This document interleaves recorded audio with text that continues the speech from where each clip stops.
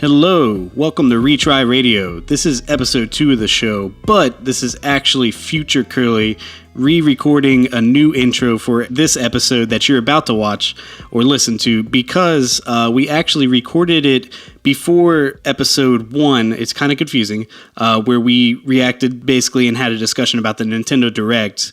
And we kind of wanted to give you guys some context because it would have impacted some of our discussions in this episode, I'm sure, because of the games that we talk about. But today I'm joined with Dennis. Hey. Hey, Dennis. How's it going, man? I'm doing great. Doing awesome myself. Shut up. Hey, you shut up. I was gonna ask you how you are, but you were like, I'm just gonna say that myself. I already said it. I already said that I'm doing well myself. You didn't have to ask, all right? So what this podcast is gonna be is us kind of just getting together and just talking about whatever the fuck we feel like talking about. So we thought it'd be a good idea to kind of introduce ourselves on this episode and just give you guys some background on us and the games that we like. So we decided to do a top 10 games of all time, and we each composed 2 different lists. But let's go back to past Kerley. He's going to introduce himself. Go ahead, Kerley. My name is Kerley. If you guys are watching this on my YouTube channel, you should know who I am. I'm a YouTuber. I am a musician. I am a audio engineer, I guess you would call it. I run a home studio in Long Beach, Mississippi. Shameless plug. And I work full time. I am a husband and a father, and I do podcasts occasionally. Yeah. So who are you, Dennis? What are you doing? Well, I'm Dennis Löfgren. Dennis Löfgren, if you were gonna pronounce it properly. I wouldn't. No, I know that. So I'm Swedish, which explains sometimes my weird accent. But I'm a student. I study game design at this indie game development place. So I focus on game design and 3D modeling. I do programming. I'm kind of a jack of all trades, really. And then I'm also I've also been personally teaching myself about graphic design. So I've done all the art on the channel here and also my own channel. And yeah, so I used to do YouTube, but then I joined Kerley. Yeah. And for those of you who don't know, his old channel is called Rebreak, and I was actually on a lot of your podcasts and stuff. This isn't new for us necessarily working together, but it's the first time we've done it on my channel aside from you guest starring in one-off episodes like the announcement video and also one of our old podcasts. Yeah, and I've been on streams as well. Yeah. So today, what I wanted to do as part of the introduction is kind of, since most of the channel focuses around video games, we should talk about, just so they kind of get well-rounded ideas about who we are, what we do, what games we like, we should talk about our favorite games of all time. And we each wrote down a top 10 list, basically. Mine is kind of interchangeable. I kind of threw it together, but I feel like it definitely represents games that I love and the kinds of games that I love. So we're going to basically talk about our favorite 10 games or whatever, and I'm going to judge Dennis very harshly because his list probably sucks. So you want to start? You want to start with number 10? Or how do you want to do it? Do you want to go back and forth or kind of list off? I think we go back and forth. Okay. So I think because it's not a list thing. The list, the order, all that doesn't really matter that much. So yeah, let's just do. I'll begin. So yeah, my number 10 is Mario Kart 8 Deluxe. Okay, specifically Deluxe, not just 8. Yes, I mean Deluxe is better than 8. There is no argument to be had there. Yeah, exactly. But no, Mario Kart is a franchise that I have loved for years. I think the first one that I really got really deep into was Mario Kart DS, but I've also played 64 and Double Dash, and I also played Super Circuit a lot on Game Boy Advance. But yeah, I really love Mario Kart, and I've played hours and hours and hours of DS, Wii, 7 and especially 8 and 8 Deluxe. I think I have collectively like over 300 or 400 hours in 8 and 8 Deluxe collectively. That's insane. Yeah, it's just like it's a game that it's one of the most perfect representations of casual gameplay merged with a lot of depth for the person who's looking for it. Yeah, because it's very much like a party game, but at the same time a very challenging game if you want to play it that way. Like you can get at a pro level of Mario Kart. I don't know how you do it, but people do it. It's crazy. Yeah, exactly. And I think it does this even better than Smash Bros. Because Smash Bros is it's a hard game to sit down and play for the first time, because there's a lot of things to actually think about what you're gonna do. And like, okay, like the concept of smashing someone out of the screen isn't necessarily like the first thing you think about, like, and stuff like that. So, and the percentage and all of this stuff. There's a lot of aspects to Smash Bros that make it less friendly to a casual than Mario Kart. But Mario Kart it's like all you have to do is like it's racing. You already know what that is. Right. Like you just drive and have fun. And Deluxe is even better when it comes to that because it has smart steering. Smart steering is one of the best features that they've added to Mario Kart in years, because that makes it so a newcomer in Mario Kart can come up to somewhat of my level very quickly. Right. And they also, don't have blue shells and bullet bills. Like, yeah. Like I can, like, before in like Mario Kart 8, I could never pick like a rainbow row stage, but with smart steering, like I can do that, and it's not even a problem. So it's I don't use smart steering myself, obviously. But like when I play with family who never plays video games, like, add on smart steering and they're like really good at the game already.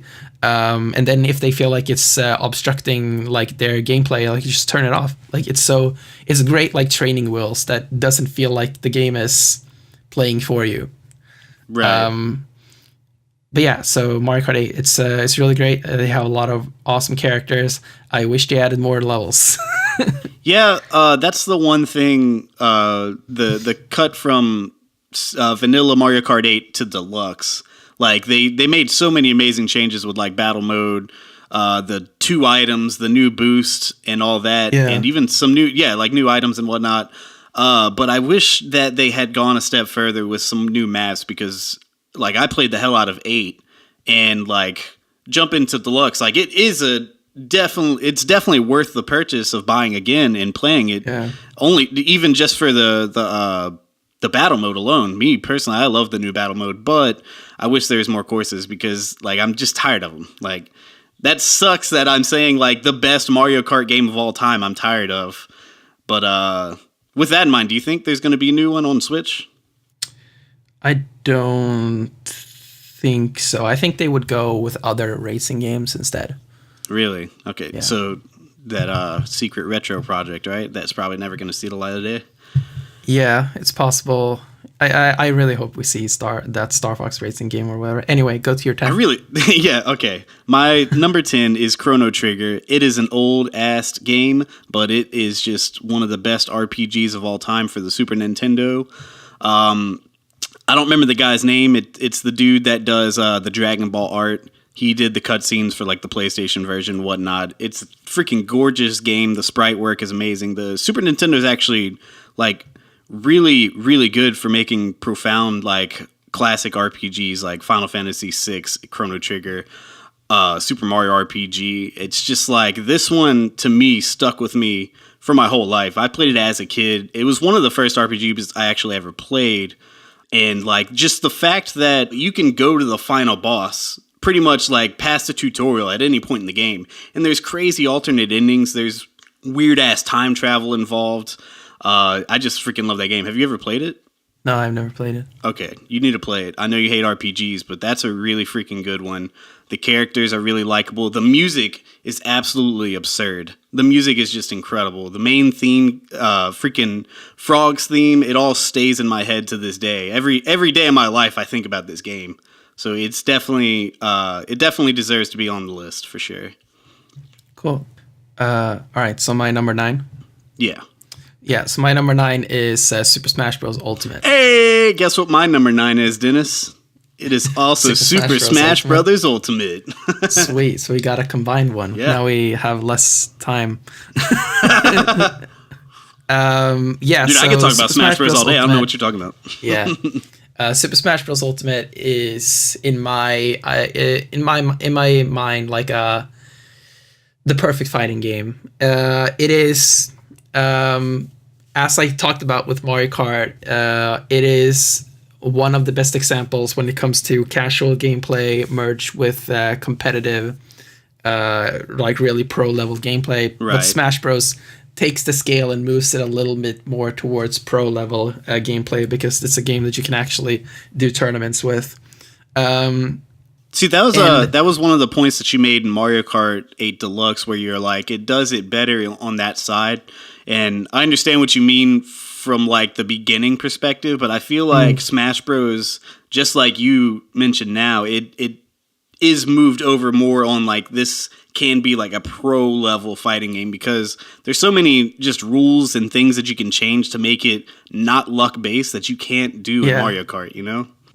Yeah, exactly. Like it is, they're like very similar, but like Smash Bros. Ultimate is like just moving a little bit more to the right, which is where the pro gaming is. But yeah, so just like the wide variety of characters, like Ultimate has like 75 characters now with Piranha Plant, and every character, like if you discount like the clones and echoes, like they all feel different to play, right? And like they're all fun to play. Like even even echoes and clones, like they all have something to add to the gameplay. It's all so much fun. It's fast paced. It's like just like the crossover of all the different franchises, how it celebrates the history of video games.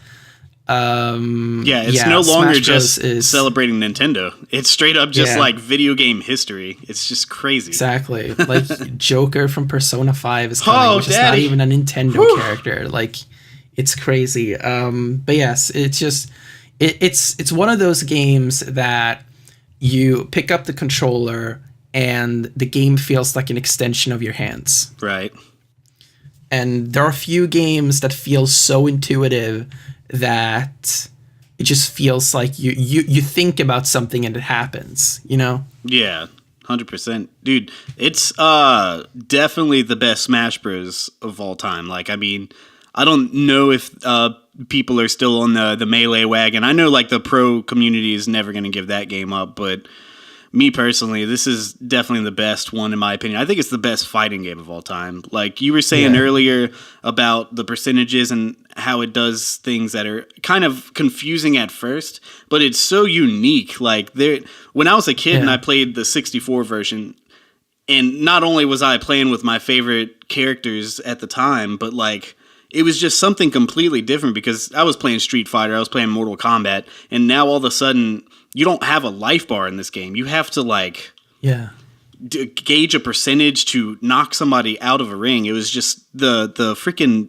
coolest idea, not to mention the celebration and stuff. I think one of the best things about Ultimate to me is, and this is a complaint that a lot of people have, but the unlocking of the characters is genius to me. I freaking am so happy that they went that way with it because from 64 onward to Wii U, I had stuck with like 2 characters. Like it was like Pikachu, and occasionally I would try out Mario or Link. But like, especially the Wii U version, there's so many characters in that game, and it just drops you in, and you're just like, have a great time with it. Whatever. Mm-hmm. It's like there were so many characters that, like, jumping in, I'm just like, I'm just going to play with who I feel comfortable with. I already know it. But what Ultimate does is it basically forces you to play as characters that you're not like 100% comfortable with. Whenever you unlock a new character, it gives you that little incentive to try him out, and like for me, that changed the game entirely for me because like I was always just Pikachu, and of course you start with him, but whenever I'd unlock freaking Bowser Jr., Rob, Pac-Man, I've actually found that I really enjoy playing as and it wasn't a character that I really gave a damn about beforehand. Yeah. Like I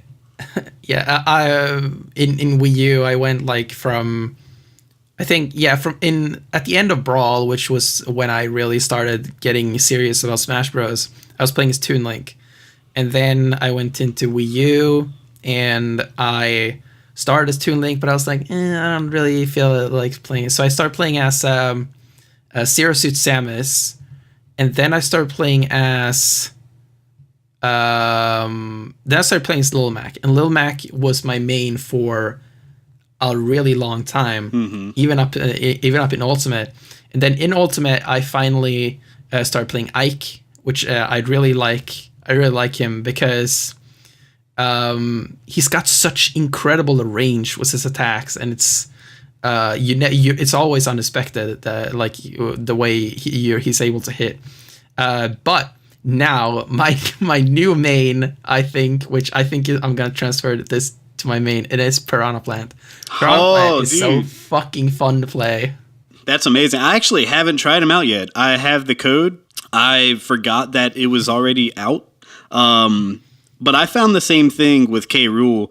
Of course, being like a huge fan of the Donkey Kong series and whatnot, jumping into that character. And I have way more fun playing as that character than I have in any Smash Bros. Like ever. Like he's not my main, but I have more fun playing with him because of the projectile spam. Like that's the thing about Smash Bros. It's like you can take it ultimately serious, no pun intended, or you can just fuck around and just be the worst person on that stage when you're playing with 3 people and you're just fucking boomeranging your crown and then spitting cannonballs everywhere and everybody's just like, I hate you. It's so much fun. Like that game is, like I said, with Mario Kart 8, it's like the perfect party game that you can play competitively. It's just so damn good.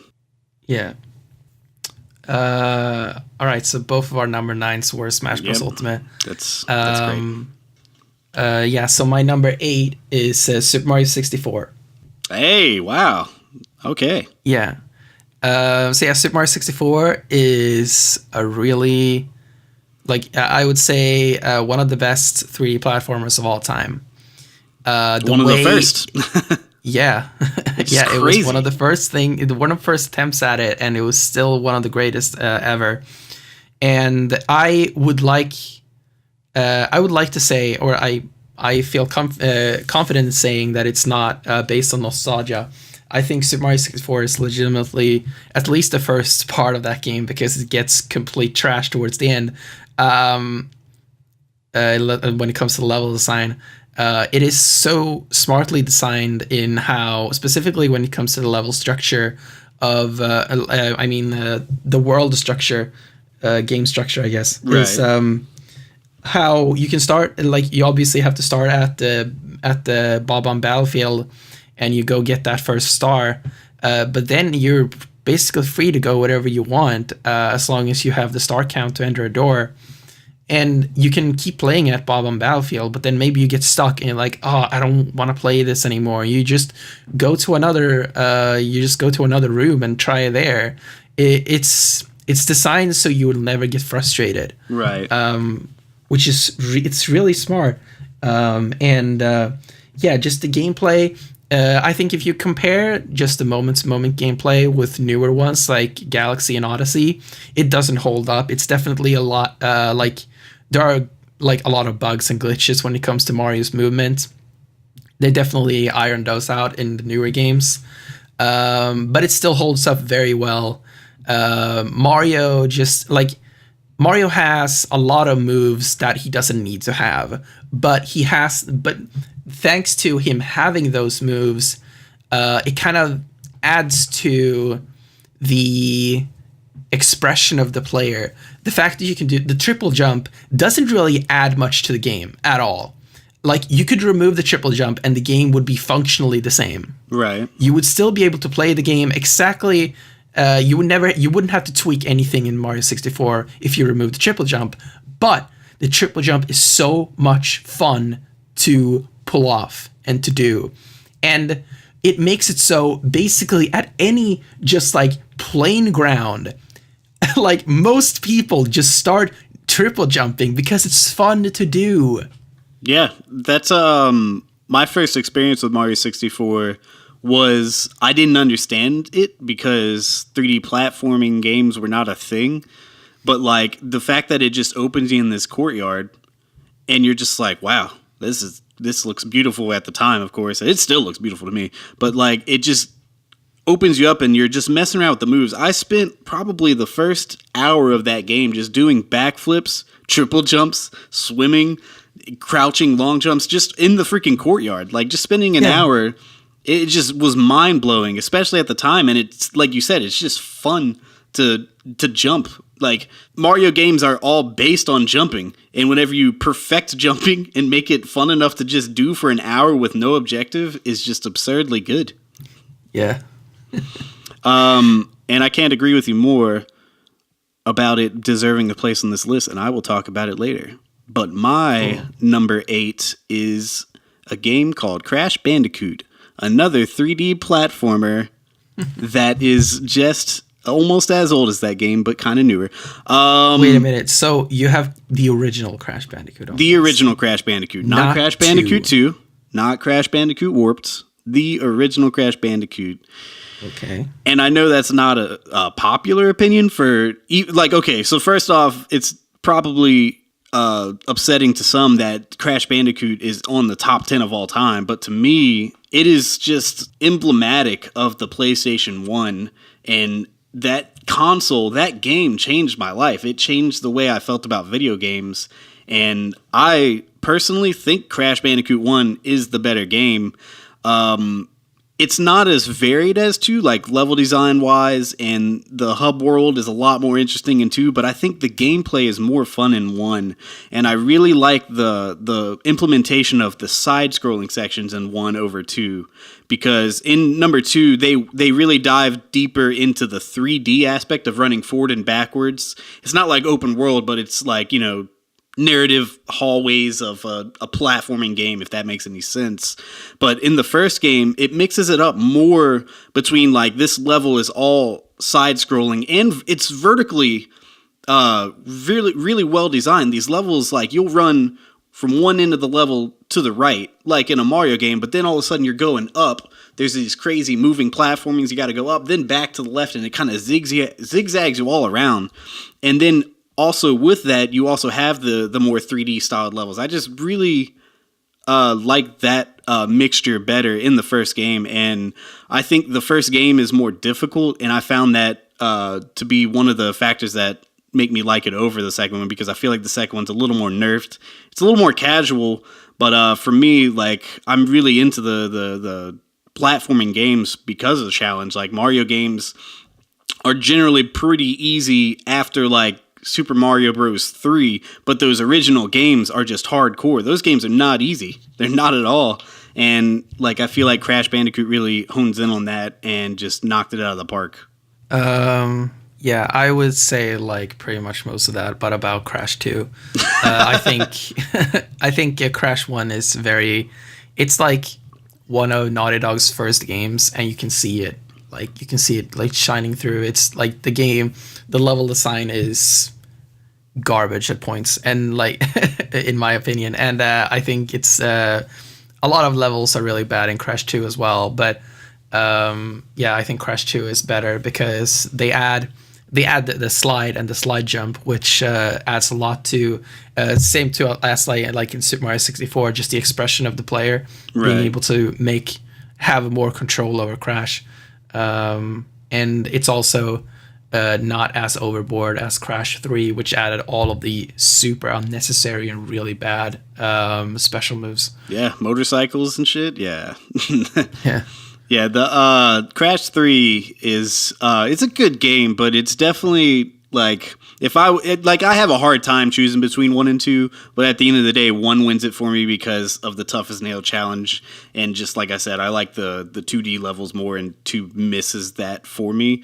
But 3 is just kind of a weird game. Like the fact that Naughty Dog kind of made their first misstep there for me as like a developer, and I say misstep in a very like, I still love the game, but like it doesn't hold like as far as like games building on the previous ones and getting better. I feel like that one really just tried too much craziness and didn't really pay out.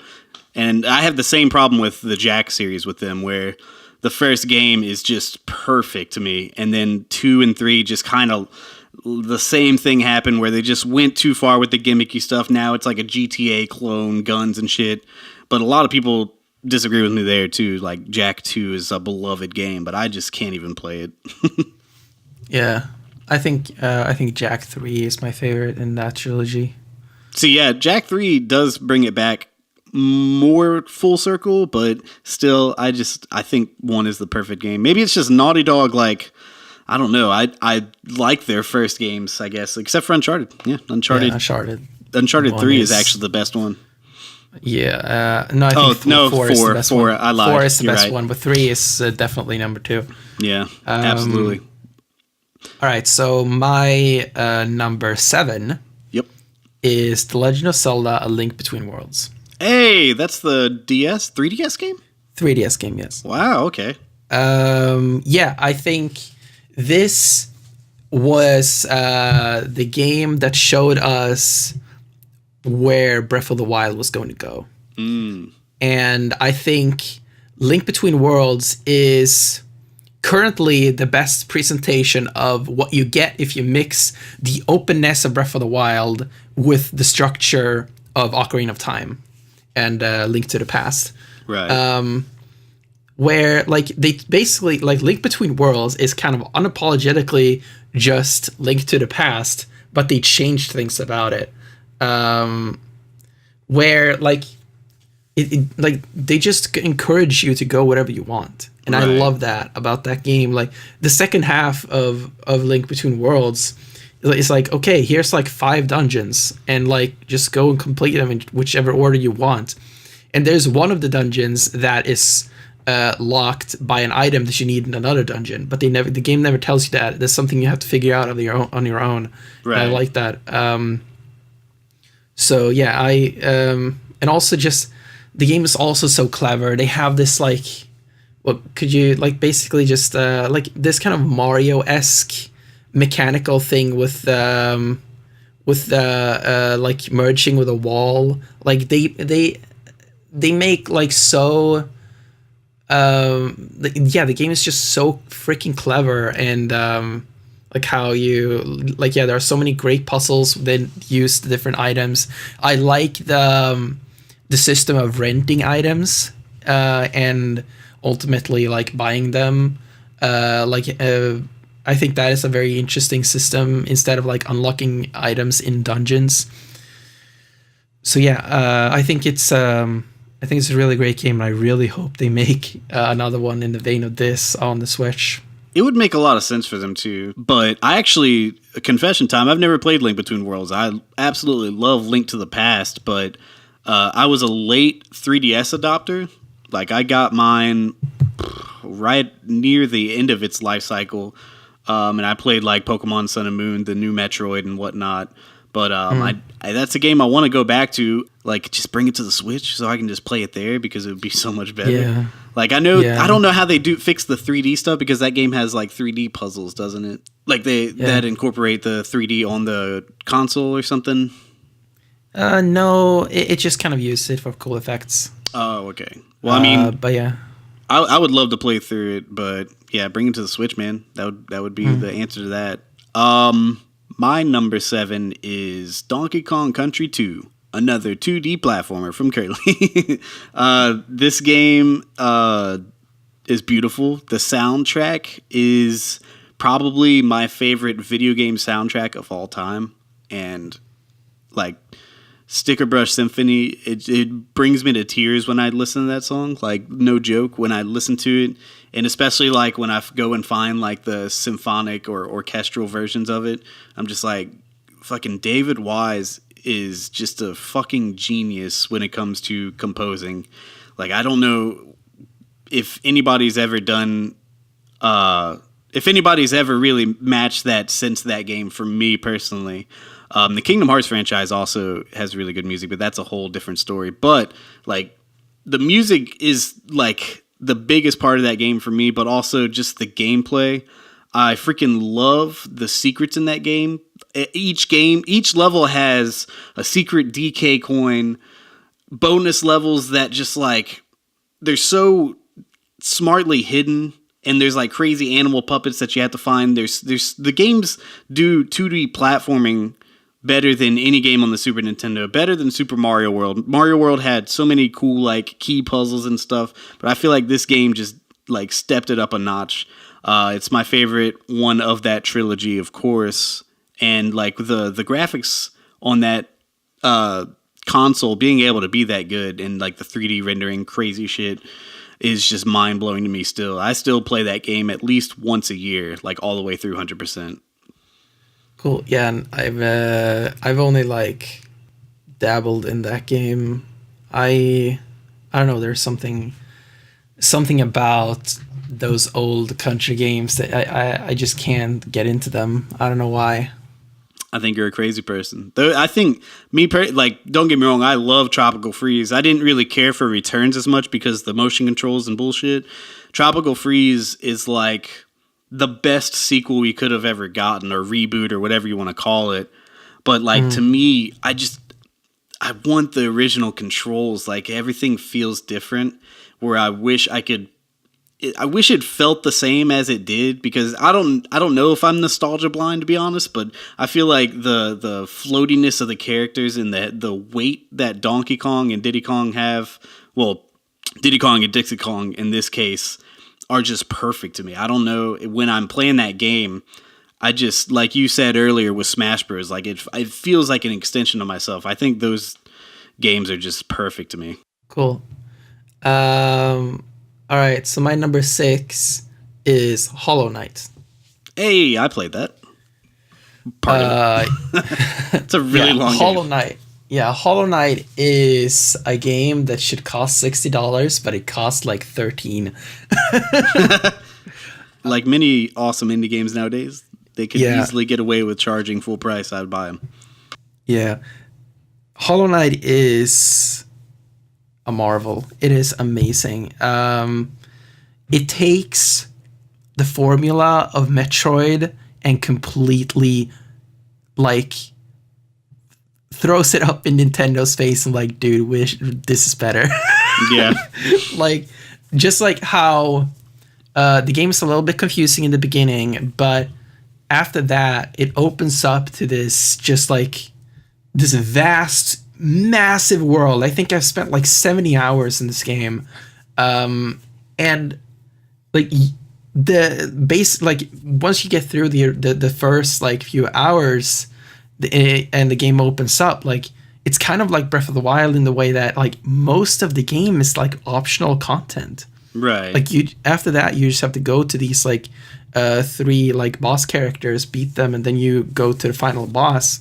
And like there's so many like cool little stories all over the world, and then you get like the dream sword thing, and you can just hit like any corpse in the game, and you can get like their last thoughts before dying, and it's like all of these amazing, super cool little stories, and the creature designs are incredible and really creepy and weird, and like the gameplay is just so solid. Yeah, it's everything about Hollow Knight is fucking perfection, man. Hollow Knight is so fucking amazing. Dude, I'm probably like 7 hours into it, 8 hours into it. It's a game that I jump in and out of. I'm not very far into it. I'm probably like, I don't even know how to explain progress in that game. I'm probably like, in the Metroid style of things, I'm like 5 items or superpowers or upgrades in. And like the only word that I describe that game to people is just it's beautiful.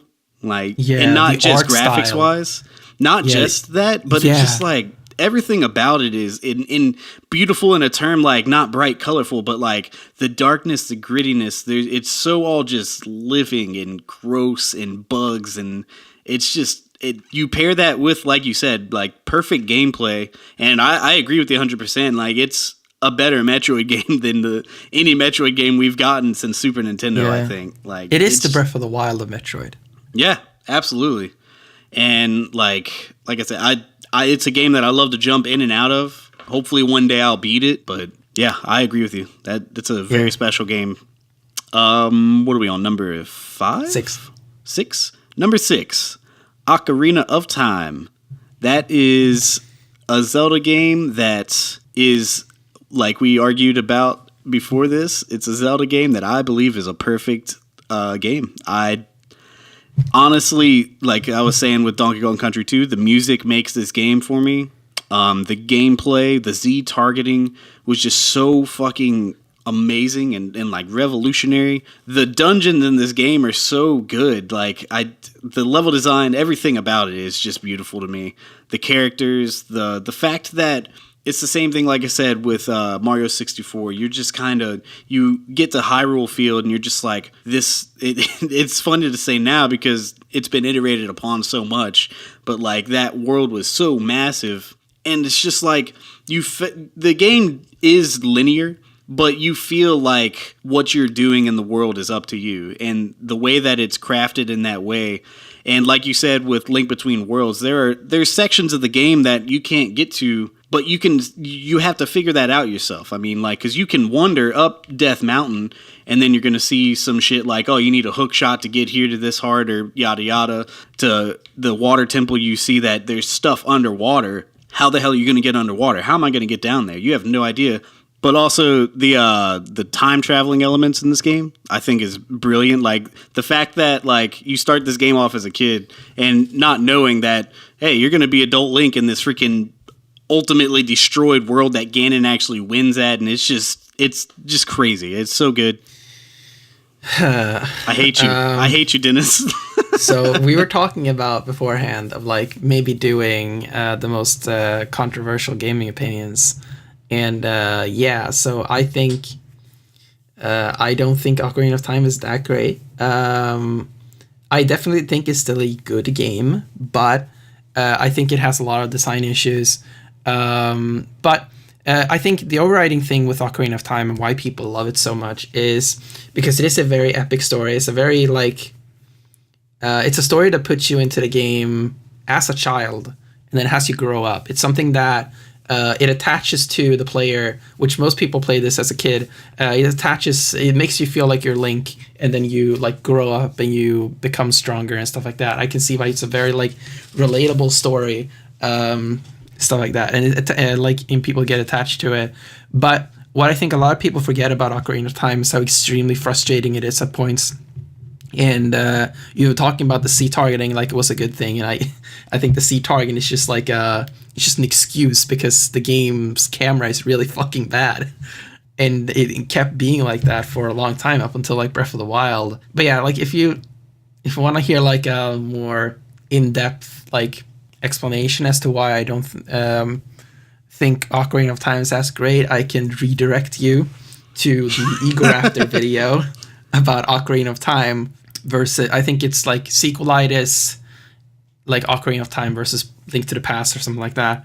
That video basically voices all my opinions about that, and you can also just like watch Game Grumps play Ocarina of Time, Majora's Mask, and like Skyward Sword, and it's like all of those games have the same issues, but I think at its core, it's like, it's an enjoyable game, and I definitely enjoyed my time playing it. But I think as with a lot of games, you forget about every time you were extremely frustrated for one reason or another, and it's easy to forget those kind of things when those like frustrating things that bookended with these memorable experiences, or memorable like plot points or whatever. I respectfully disagree. I don't remember a time being frustrated by that stuff. I just don't know. God, I'm constantly frustrated in that game. I don't have it. But like as you were talking about like with like you were referring to like the openness of Link Between Worlds and like the freedom and like showing things like that. But the difference between Ocarina of Time and Link Between Worlds is that in Link Between Worlds there are secrets and stuff spread all over the game, and everything is built to be accessed in a different order. while in Ocarina of Time, you may spot a secret and like, ooh, I wonder how to get that thing. But then you realize like, oh, that's a fucking plot related thing. Like most of the secrets in Ocarina of Time are like plot related. So, and since everything is fucking hidden all over the world, then you're like, where the hell am I supposed to go right now? And then there's some secret just hidden somewhere in the like a fucking corner somewhere. And like, oh, you need this to progress the story. And like, okay, how was I supposed to know that? I mean, you got your fairy buddy telling you what to do. Yeah. Hey, listen. Hey, listen. Hey, listen. Hey, listen. I don't understand people's hate for Navi. I'm just saying. I think Navi's a great addition to that game. She's very helpful. She's not that annoying. When she's like, hey, listen, most of the time she's right. Like, shit, I should have listened to her.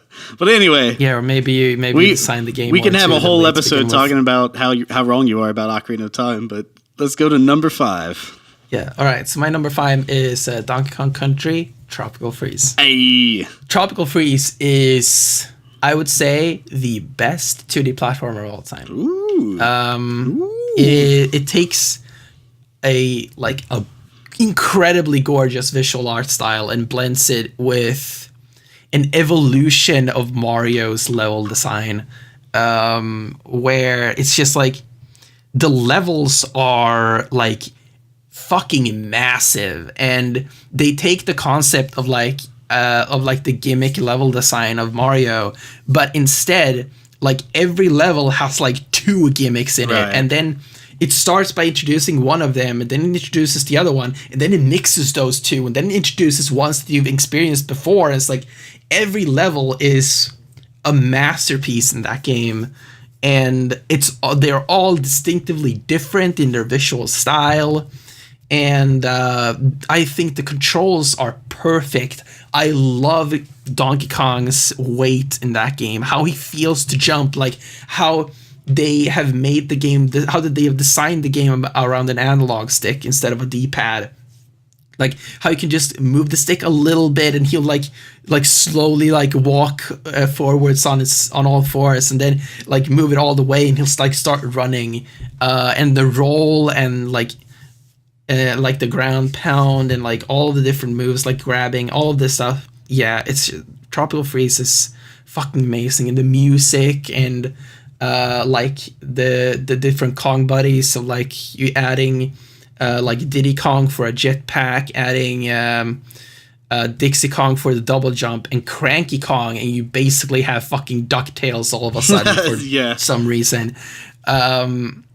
And then like when you've completed the entire game, you unlock hard mode that allows you to play through the entire game again with Diddy Kong, Dixie Kong, or Cranky Kong alone, and that is fucking awesome. I think the Switch version of Tropical Freeze is a little bit scary to introduce to people because you have to tell them like, hey, don't play as Funky Kong. Funky Kong fucking ruins the game. Right. But I think it's fun to play through the game once again with Funky Kong because it plays a little differently. It's a little bit easier, so you can kind of breeze through it a little bit more. But you have to experience Tropical Freeze with Donkey Kong, and the different like Kong friends. Right.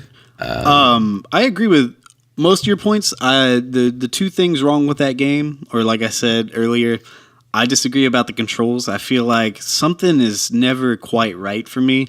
And I don't know if it's just me being like, I wish this felt like Super Nintendo Donkey Kong, or if it's just like, for some reason when I do like roll jumps, I feel like I'm moving too fast and it's hard to control and hard to gauge where I'm landing and stuff. And the other thing wrong is there's no Kremlings. It's a fucking tragedy that, where the fuck are the Kremlings at, man?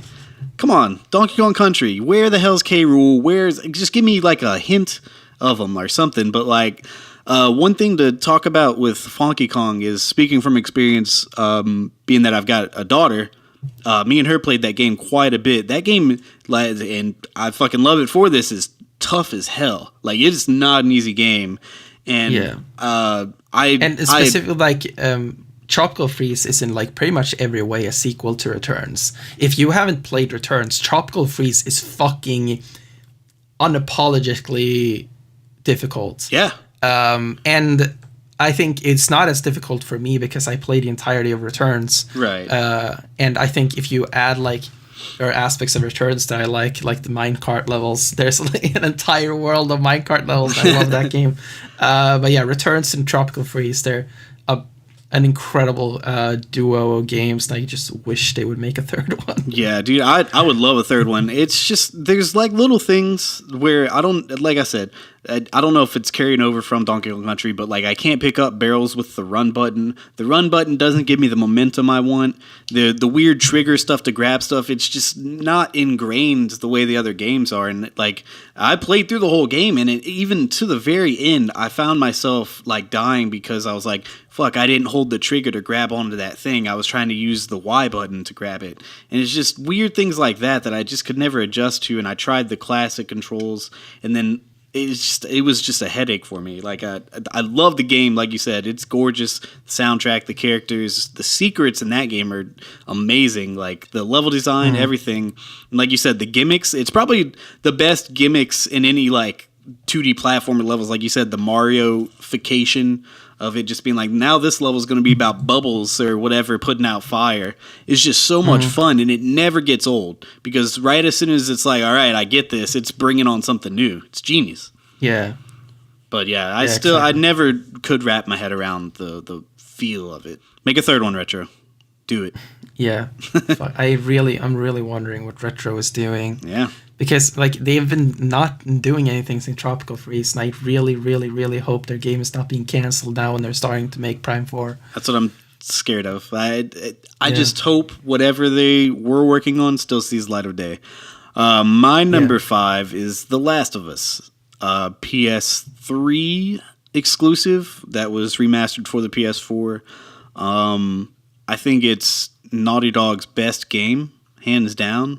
I think it's probably my favorite narrative game of all time. It's the one game that I actually played where at the very end of it, like I was crushed. Like the ending crushed me. Like it wasn't just like, oh, this is beautiful, it's bringing me to tears. I've never been brought to tears of sadness in a game in my life up until this point. And I think about it every now and then, just how genius it was to make you kind of the bad guy. And the spoilers for this game, if you haven't played it yet, at the very end, you're the bad guy. Like, you are basically, for selfish reasons, killing these people and stopping a cure, basically, for this ridiculous outbreak that has ruined the world because you're in love with this girl. And not in love, but like as a father figure. And like it reached me at an emotional level because, like, honestly, it's what I would have done in real life. And it's just like hard decisions like that. And in a video game, connecting to real life like that in a way is just so good. Like the fact that we can get video games that affect us in real life this way and really make you think, like, man, it's a crazy world. And sometimes there are hard choices that have to be made. And like, I wouldn't make them. I'd be selfish too. Like, it's profound. That game is beautiful in the darkest, sad, most depressing way. And like I said, the ending really is what stuck with me. The game, like, I could talk about the gameplay and the characters and all that, but really and truly, it's the way that it impacted me is what really makes it number 5 on my list. Yeah. I have Last of Us later on my list, so I'm gonna start talking about that when I get to it. Yeah. So I'll go directly to my 4, which is Super Mario Odyssey. There we go. So yeah, before Odyssey came out, I really, really hoped that it would replace, that I would be able to remove 64 from my top list after playing Odyssey. But after playing it, I was like, no, I can't, because there is a major thing that is missing from Odyssey, and that is the open structure that I was talking about on 64. Right. But let's get to why I love Super Mario Odyssey. Super Mario Odyssey takes everything but the structure of the game and improves it. It takes everything, and it's just like the game, like the core gameplay. Mario feels more refined and amazing to move around than ever. Cappy is like the incredible like jump, like chain things that you can do with Cappy, and like incredible amounts of movement that you have in that game. The tech in that being game. Able to capture, like being able to capture enemies and like do a lot of like all these really cool things. This is awesome in Odyssey. And what's also amazing about Odyssey is that Odyssey is kind of secretly a sequel to 3D World more than people would think.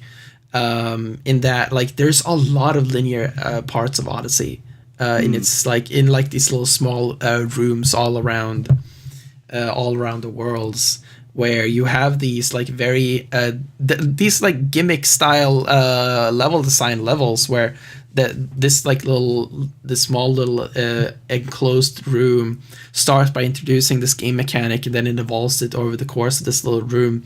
And there's always like a secret moon somewhere in there, and then you get to the end and you get the moon, and it's basically like a 3D world level inside of this massive open world.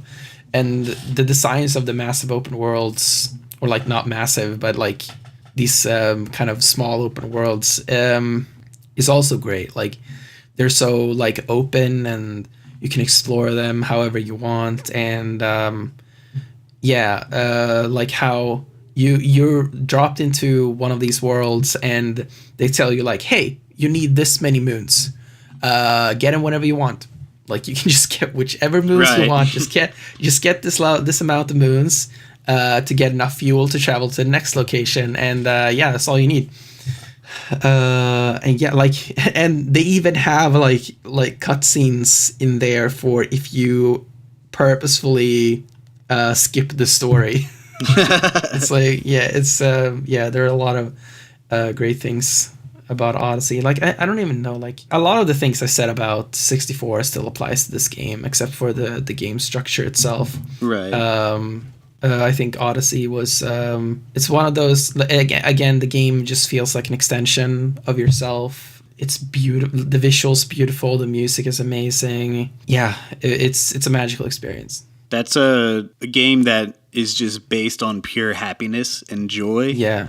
In how you're saying it's a sequel almost to 3D World, I see that, but really and truly, it's like the entire game is just a really big love letter to the Mario just saga. Like everything Mario is in this game. Like it just maybe excluding Mario Bros 2, the Doki Doki version, but like there is something from every Mario game just embedded so organically in this game. It's just the issues I have with it are a lot like what you're saying. Like I wish that it was more explorative and less linear, and it's really not that much more linear than 64, but it is in a way, because really and truly it doesn't open up until you beat the game, which is also really cool. But at the same time, like I kind of wish it was more just like this is Mario 64 but with amazing, new mechanics and everything. But like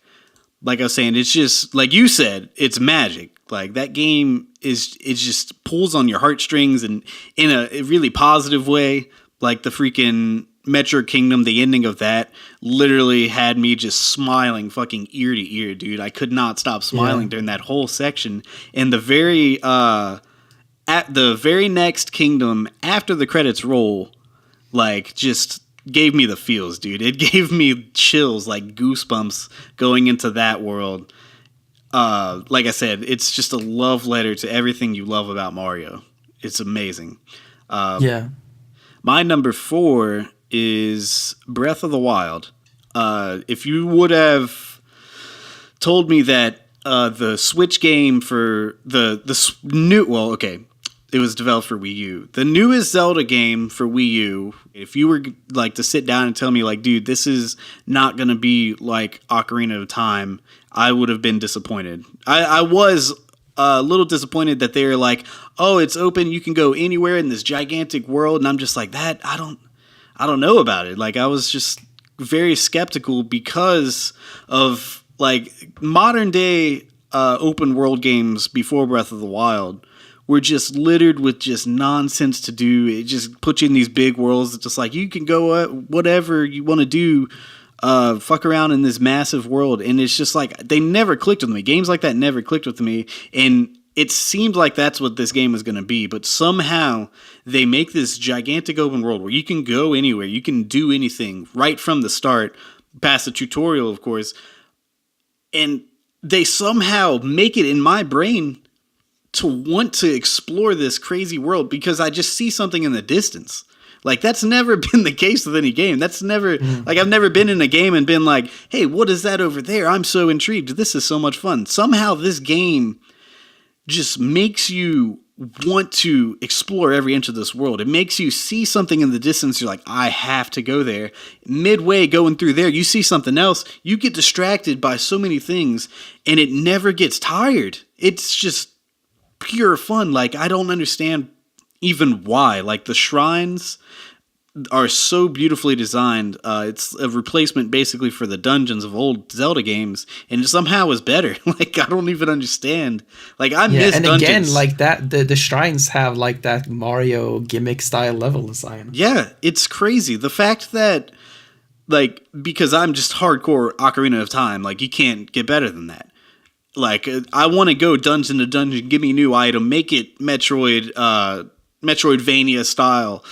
And, like, that's where my heart and brain was before this game, and somehow they have turned me the fuck around. Like, I've never been, like, the biggest original Legend of Zelda fan because of that, where it's just so obtuse and, like, I don't know what I'm supposed to be doing. I don't know what items are where and whatnot. This game just took that formula. They said, hey, this original game, like, we just threw the player in there, said, have fun, motherfuckers, bye.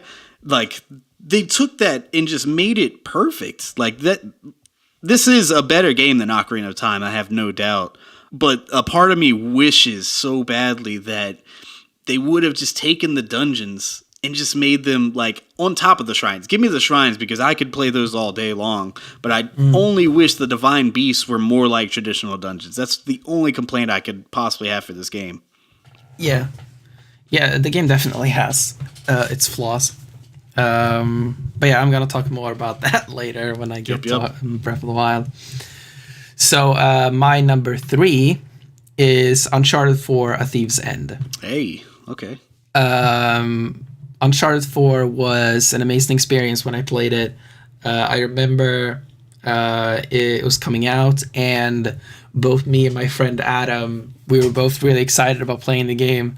And like we were messaging each other, and we both started playing it, and like we played it basically like all day, and then at night when we both finished it, like we both played it all through one day, and then at night when we both finished it, like we just started up like a call, and we just started like talking about the game and what happened and all this stuff. And what Naughty Dog does so well is they understand that a narrative video game is also about gameplay, because Naughty Dog's games still have great gameplay. And it is evidenced by the fact that they have multiplayer modes, and those multiplayer modes are fucking fun to play.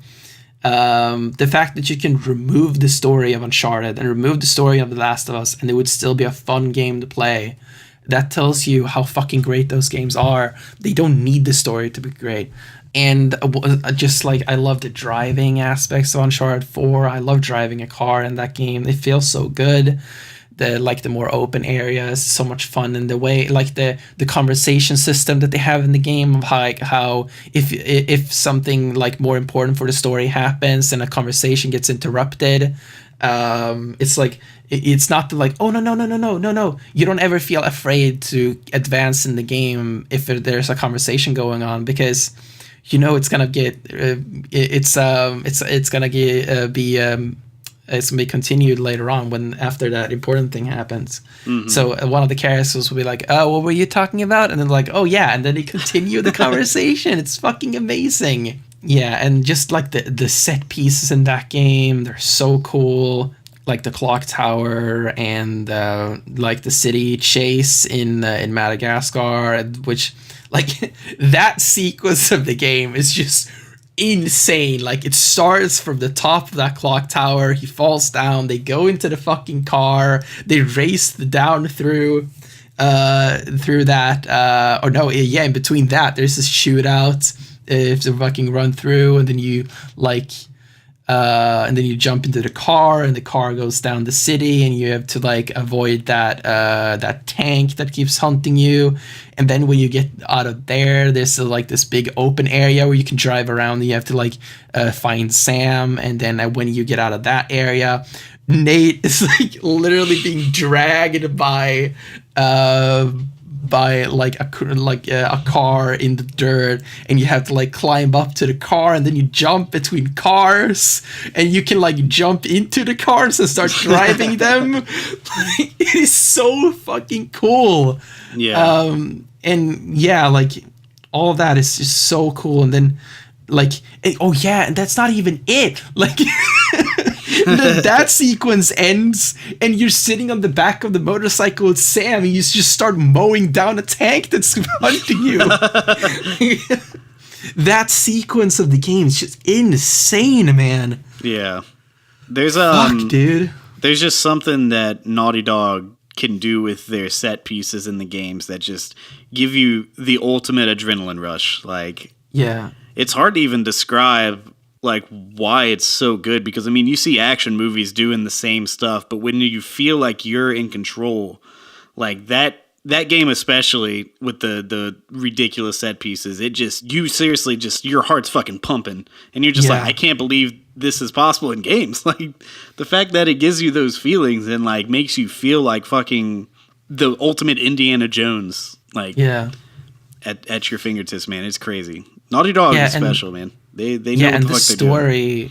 The story is like grown up as well. Like one of the things that people really disliked about the original 3 Uncharted games is that Nate and Elena's relationship never evolved. Right. Like in the first game, like okay, like yeah, they end the game with like the kiss, and then like oh my god, they're in love and all that stuff, and then 2 starts with them like not being together, and Nate is with someone else, and it's kind of implied that Elena is with someone else, but it's not really defined. But which is like cool. Yeah, it's a cool twist on it, you know.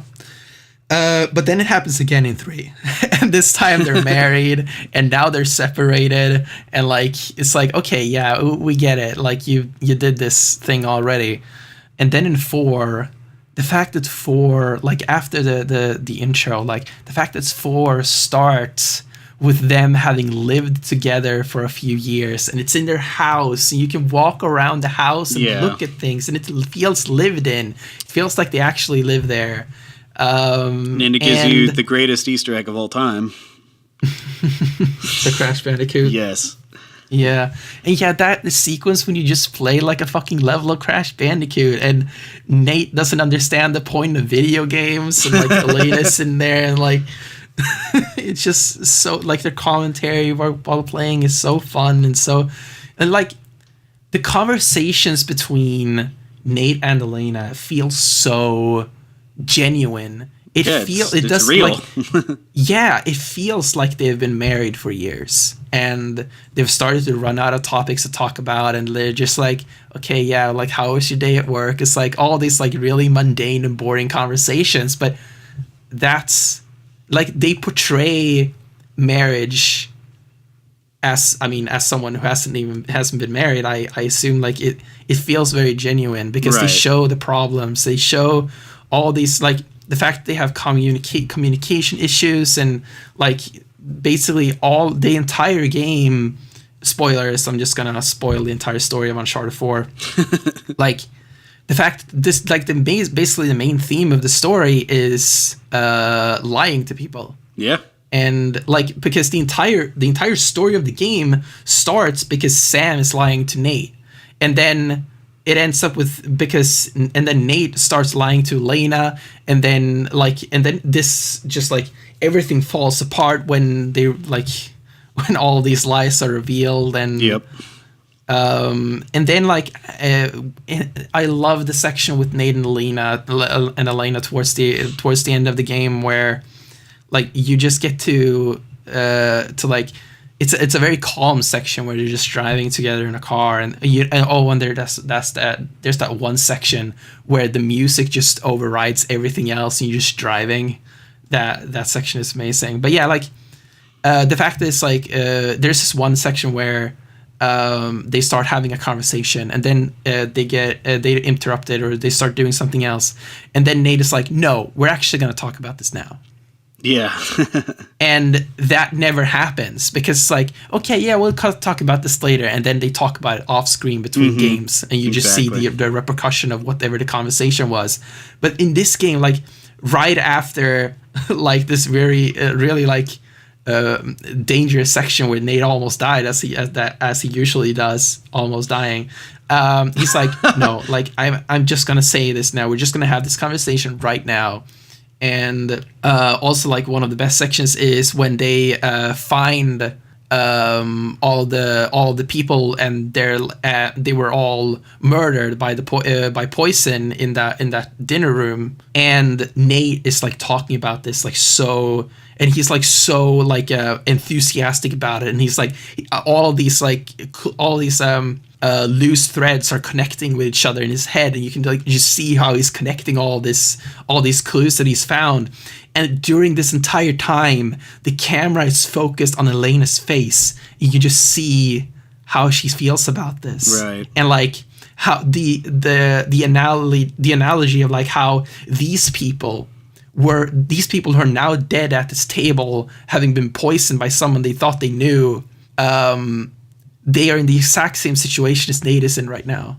And if Nate was with other people, he might have been someone who was poisoned by this table. And she realized like how, like, yeah, and just like the analogy of like Henry Avery's story and Nate's story throughout the game. And like you start uncovering like what Avery did throughout all of that, and how that like connects with it thematically. It's like exactly the same with Nate's story, what he's going through, and it's just like, God, it's so good. And the gameplay and the fucking grappling hook, man. Oh yeah, it's so much fun.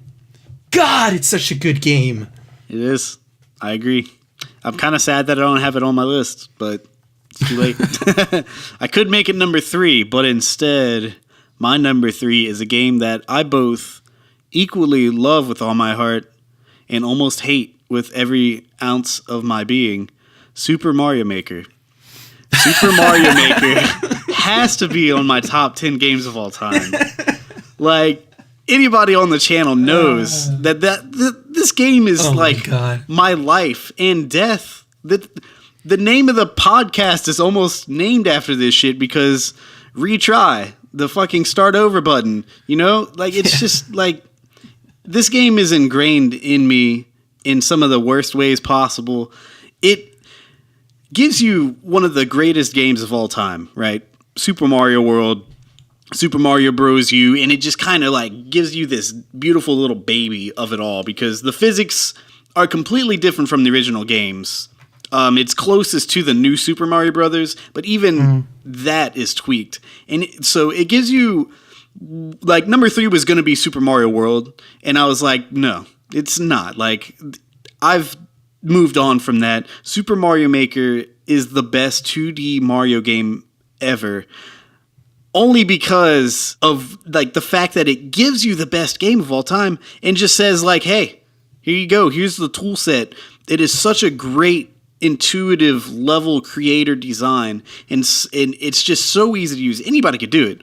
My daughter was doing it whenever she was like 7.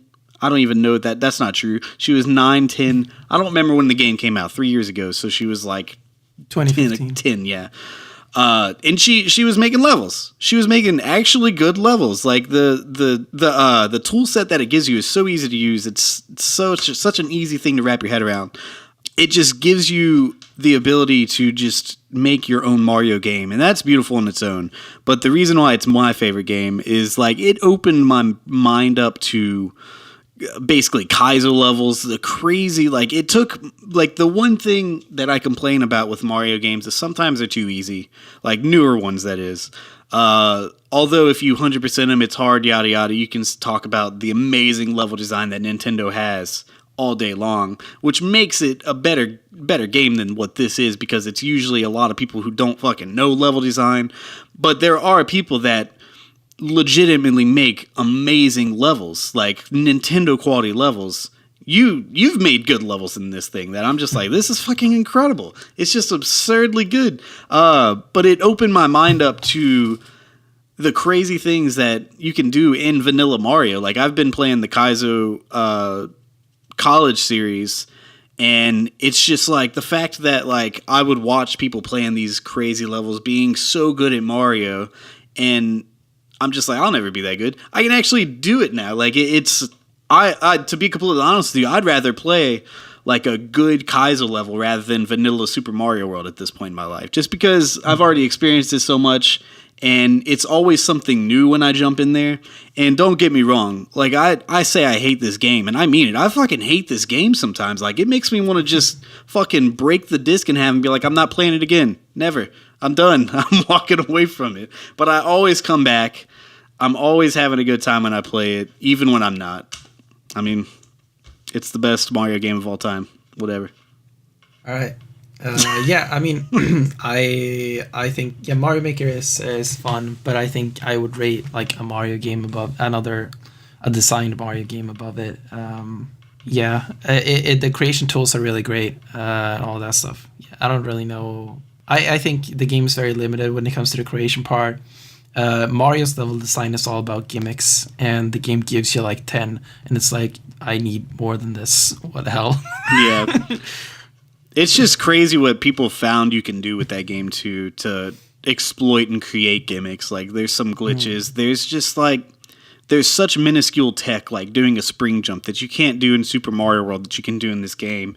But it's not like anybody can get up and just do a spring jump. You have to learn the inputs and all that. But it's just mind-blowing that the tech that's available in this game, like some of the things you can do in this game are just unfucking real.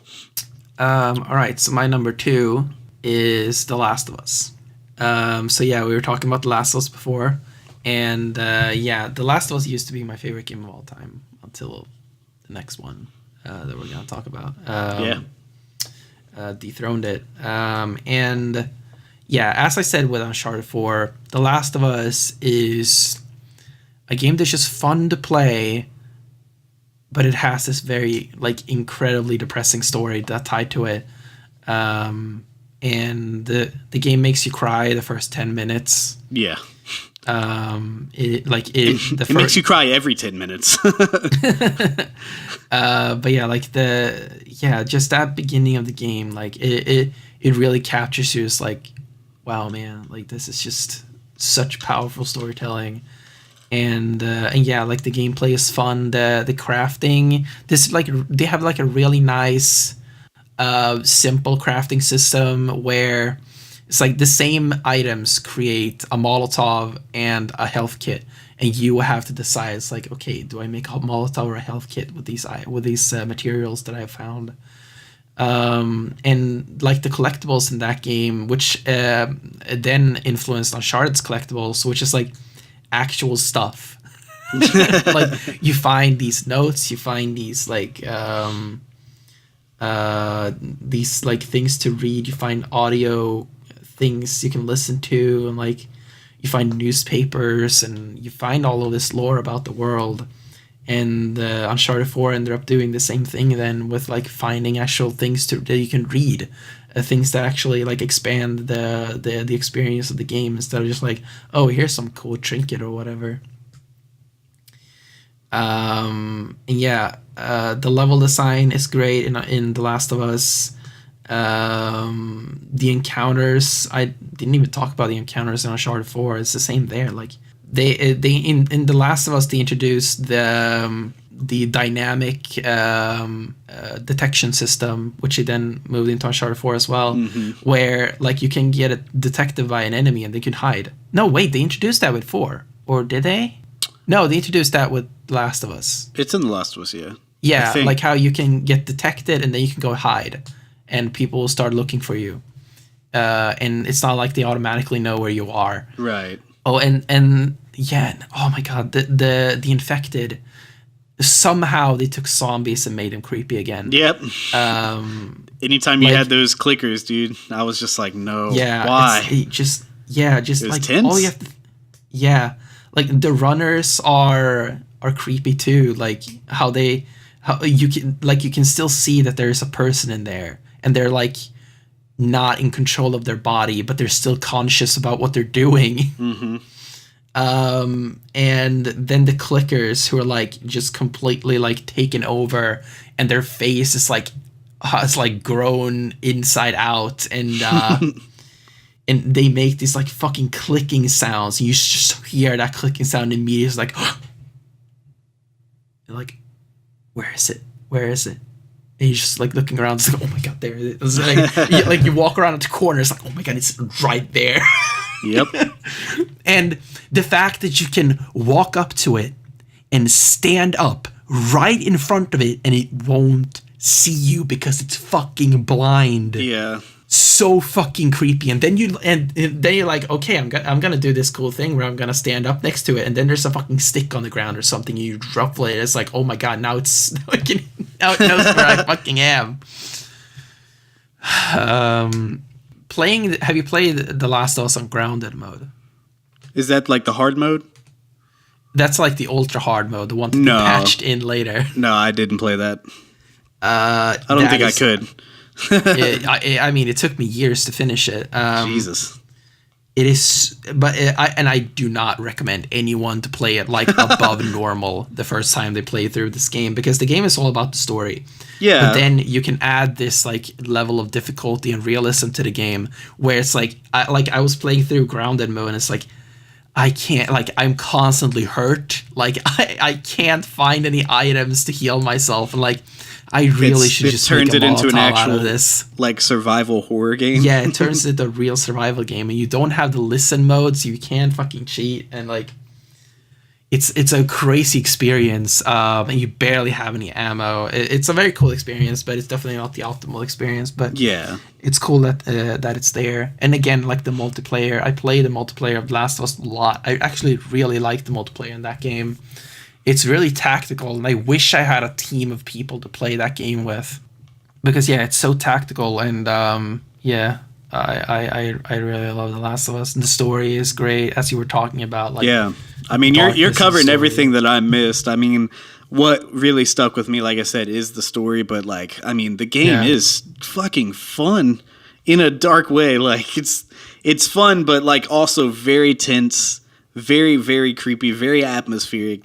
The art style is gorgeous. The graphics for a PS3 game is just unreal, dude. Yeah, it's crazy how that game runs on a PlayStation 3, man.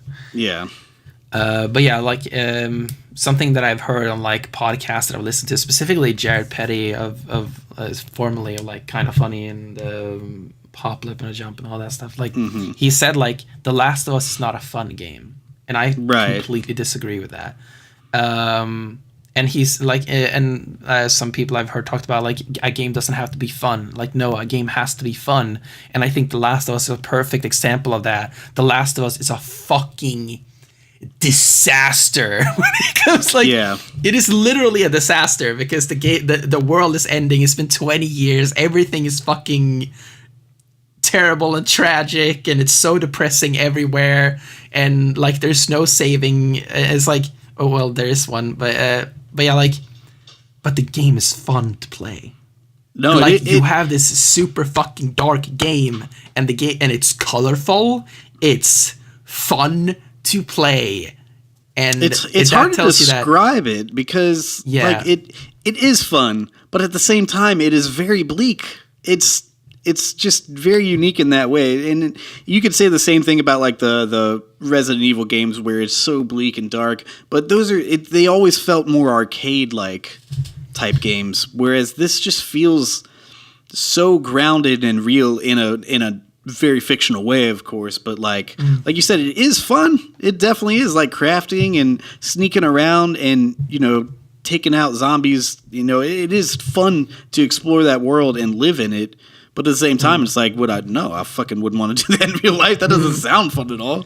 But it is. Like the fact that you would like load a scenario in that game, which I've done in like all of the like the Uncharted's and the Last of Us games, was like, okay, I'm gonna clear this entirely in stealth, and I'm gonna retry multiple times, and I'm gonna find the perfect route and get through completely in stealth. Yeah, and it's so much fun.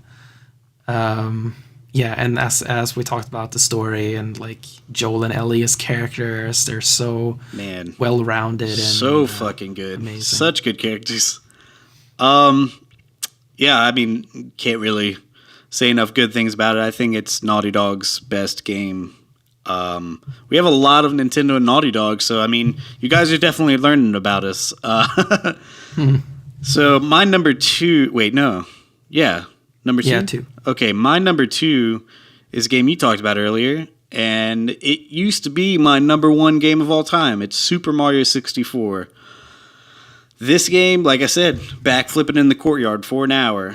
The open world, the fucking... I talk about this in every game because it's really important to me in games. It's like the thing that I look for. The music. It's the best Mario music of all time. Like, the songs are so goddamn catchy. The instrumentation, the composition is just fucking fun. Like Odyssey, I was saying. Like, this game is just pure joy in a cartridge. Like, I mean, and just the way that they changed gaming forever, man. The 3D space, the way that people complain about the camera, but just it's so revolutionary. The fact that it still is fun to play and it still feels good, just like it stands the test of time. And it's like the original 3D platformer. Like, they fucking knocked it out of the park. They did a home fucking run on this.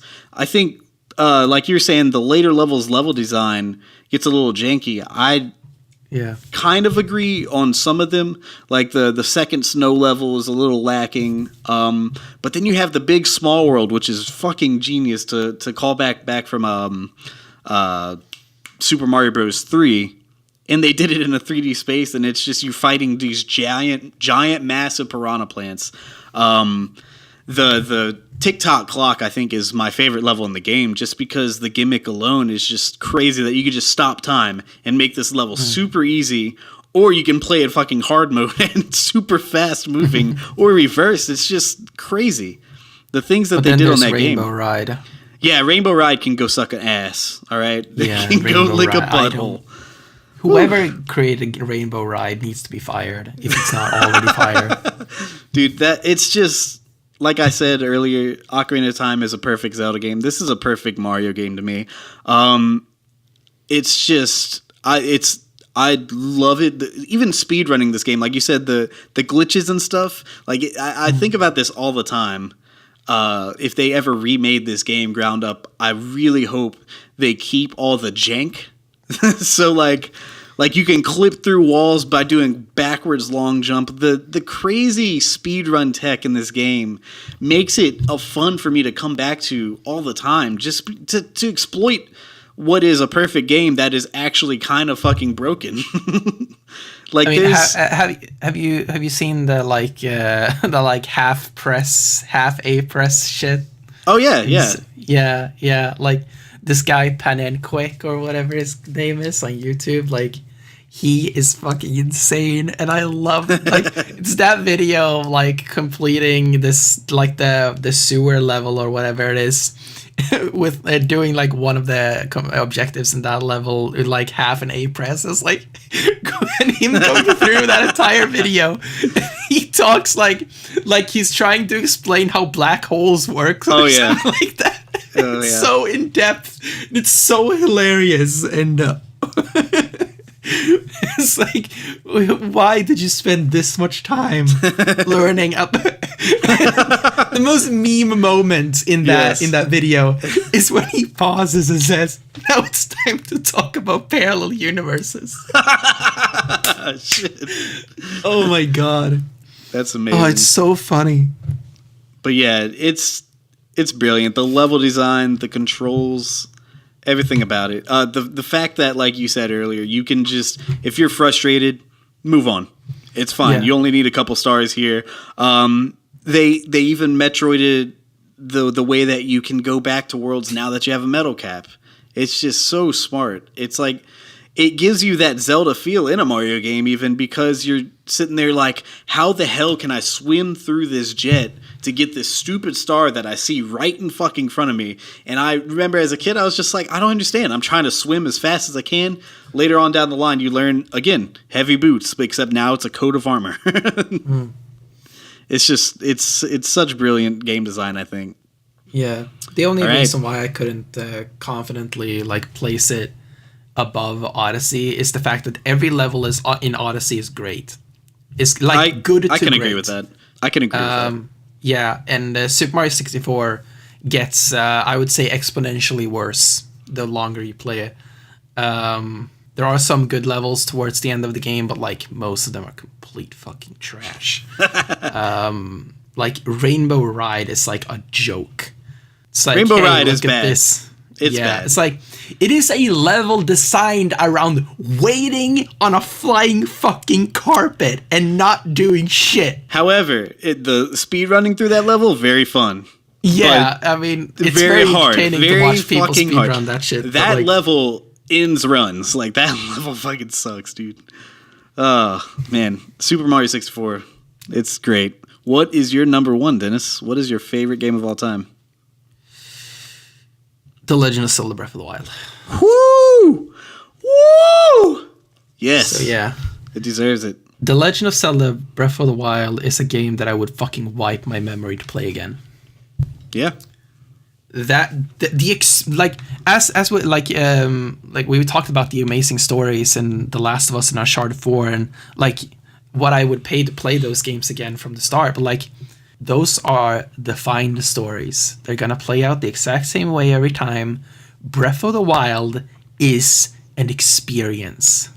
It is like walking out in that world for the first time and realizing that I can do whatever the fuck I want. It's fucking amazing. And like exploring that world, finding the nooks and crannies, and like the fact that the game doesn't have unlockable items, and you go to a place and like, I have no idea how to do this. And it's all up to you. You have to figure it out because you already have the tools to complete this. Yeah. And like, it took me so long to realize what to do with those fucking metal boxes. It's like I don't like. Is there an item I need? Like, and the fact like everyone who's plays Breath of the Wild is like they're so ingrained in the thinking of Zelda. It's like, oh, I find this thing, like, oh, I don't know what to do with this. I guess there's an item to unlock, and then you go back later. It's like, I haven't unlocked any items. What the hell am I supposed to do? And you sit there and like, what the fuck am I supposed to do with this? And then you're like, oh, it's magnetic. I can lift it with this magnet thing. Mm-hmm. Fuck, man. It's so good. And yeah, just like exploring the world and finding new places, finding like it took me like, I think it took me quite some time to get into like the volcano area, and like wait, what? There's like a heat thing that I have to worry about, like and I did. It took me like I didn't find like the armor, like the heat armor, until I actually got to Goron City. So I was there like with like the elixirs or whatever, and like trying to survive and like getting like health to survive all that, and then I'm like fucking rushing into the clothing store, like, get me fucking armor, man! I'm dying.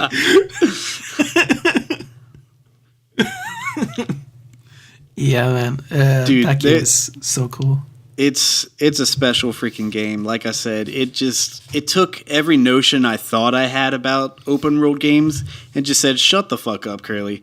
Yeah, and not just about open world games, about video games. Yeah. It's just it's such a joy to be like, I want to go explore this world. And that sounds so stupid to say because, yeah, of course people love exploring in video games, but it's just something about that game that just makes you want to go out there. Like, I can't express it. Like, I don't know what it does that makes you be, because you know what's going to be there. You're 80 hours into the game. You're like, look at that over there. That's a shrine. Or look at that over there. That is it's a fucking dragon? I have not seen a dragon this entire game. Yeah. It's just like, dude, I can't even express like the feelings that I got playing through it the first time. Like you said, I wish I can go back and experience it the first time. Just, oh man. There's so many secrets, the physics in that game.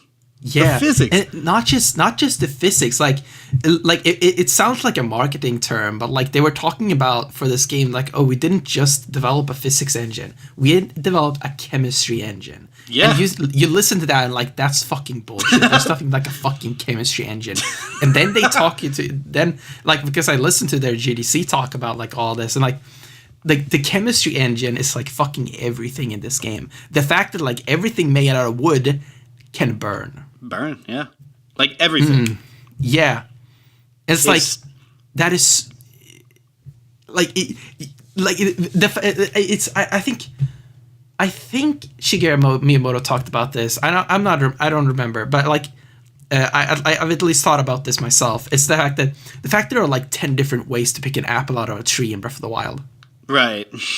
Like you can like hit the tree and the apple falls down. You can cut the tree down and the tree falls down. Then you can pick the apple up. You can take an arrow and shoot the apple out of the tree. You can burn the tree down. And like there are so many ways to just pick up a fucking apple from a tree in that game, and that tells you how fucking versatile it is. Yeah. And the fact that it's all up to you and your mind and your understanding of the world, and just the fact that the game, as people have said, like Breath of the Wild is the it just works philosophy of video games, where you look at something, it's like, I feel like this should work, and then you try it and it works. Yeah, 100%. Yeah, like, okay, I have this like board here, and then I have this heavy stone, and I want to propel myself upward. Well, I'll pick up the stone with the fucking stasis, or like with magnetic thing, and then I'll just drop it, and then boom, and I'm flying up, and like, yeah, it works as I figured it would work. But it amazes you every time. Yeah, it does. The same thing with like the fact that it gives you the tool set. And it's just like, go do shit. And then all of a sudden you're like, I wonder if I stood on this platform, froze it in time, used a projectile to fly myself through the fucking sky, and it just fucking works? You're just like, what? Yeah, and also, like, just the fact that the world is designed to be navigated without a map. Yeah. You could play this entire game without the map. And it's so cool, because the game has recognizable landmarks everywhere. Yeah. And if you get lost, all you have to do is climb up a hill and like, okay, there's Elden Volcano, there's Hyrule Castle. Okay, so that means if they're over there, that means I am this way south. It's like, okay, if they're behind me, I'm looking south. If they're in front of me, I'm looking north. And they're like on the right of me, I'm looking left. Like, it is so cool how that world is designed. And like I played like Horizon after I played Breath of the Wild, was such a fucking mistake. Same thing. Because Yep. I played that game like, this world is so unintuitive. Like, I can't see anything. Yep. I can't see landmarks. I have to look at this fucking map. I can't fucking climb. I have to set waypoints everywhere. Yeah, I agree. Yeah, I made that same mistake. Yeah, and just the fact that you can climb every surface in this game that isn't like some special metal, like Sheikah metal. Yeah, like in the shrines. Yeah. Fuck, it's so cool. It's so good. I agree. So my number one game of all time came out last year. It's an indie game. Celeste is the game. I am completely shocked, blown away that an indie game just came out of fucking nowhere and dethroned everything I thought I knew about video games. It's just crazy.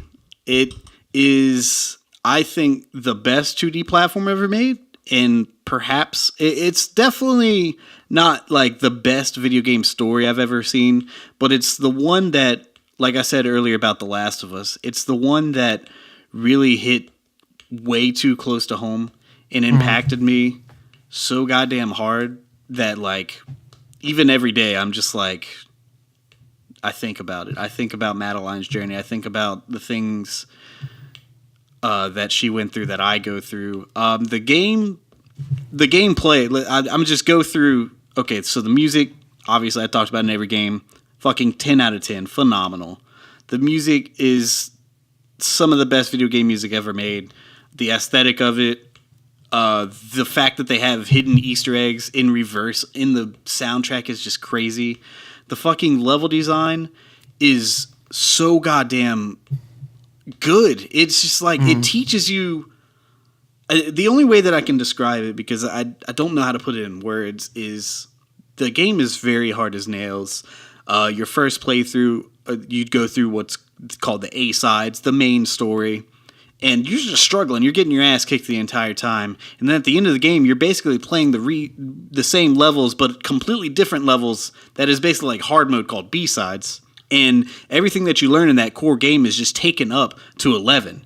And you're just like, you look at it and you're like, there's no fucking way I'm ever going to be able to beat these levels. Just looking at these individual rooms. Because the game works kind of like every chapter is like a whole bunch of super Meat Boy levels where it's just like one room you got to get through, sprint through the end. And when you die, it's like Meat Boy where it's just instant restart. So it's never that punishing when you die. But by the time you get to the B-sides and you see those levels, you're just like, I'm done for. Like, the A-sides were hard enough. I can't believe they're taking it this far. And then you do it. Like, the game teaches you, every room teaches you something about the game, and you just get better. And then going back to the A-sides once you finish the B-sides, it's like, what? This is so easy. This is so good. Like, the game is so amazing at curving its difficulty and teaching you just by just pure gameplay.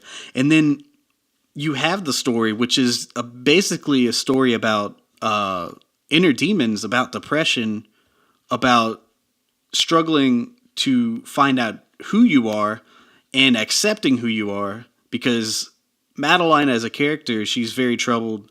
She has this darkness within her, and she basically has to learn to live with that. She has to learn to accept it and just move on. And like, being a person that deals with depression and anxiety, the game is just like literally about me, like the things that go on in my own brain in a less like fantasy way.